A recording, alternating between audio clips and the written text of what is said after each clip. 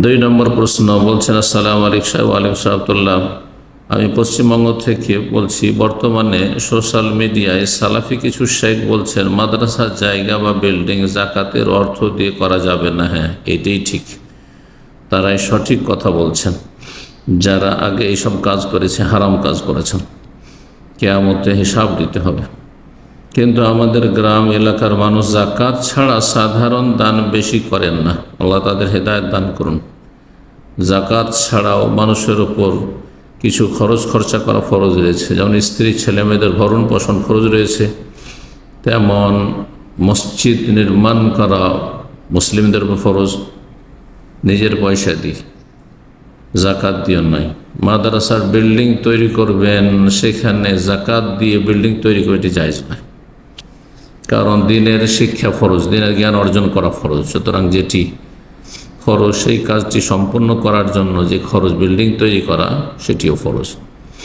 এই মাদ্রাসার বিল্ডিং তৈরি করে জাকাতের পয়সা দেয়, সেখানে আমির গরিব সবার ছেলেরা পড়বে, সচ্ছল ছেলেরা পড়বে আর গরিব পরিবারের ছেলেরাও পড়বে। তাহলে কি সচ্ছল পরিবারের ছেলে মেয়েদের জাকাত খাওয়া হলো না? হারাম কাজ এটা।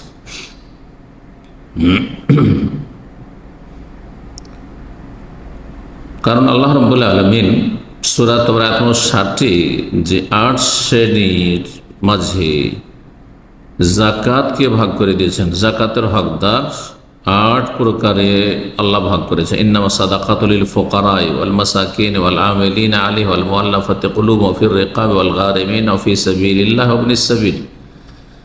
এর মধ্যে আপনি মাদ্রাসাকে কিসে ফেলবেন? ফি সাবিলিল্লাহ না, ফি সাবিলিল্লাহ হচ্ছে জিহাদ ফি সাবিলিল্লাহ। অল্প কিছু আলেমরা শুধু দাওয়া ইলাল্লাহর কাজকে ফি সাবিলিল্লাহ শামিল করেছেন। সেটা আমাদের গরিব দেশগুলি প্রেক্ষাপটে, যেসব দেশে সরকার ইসলামের খেদমত করেন, সেখানে বলা যেতে পারে, কিন্তু মাদ্রাসা ফি সাবিলিল্লাহ বলা যায় না।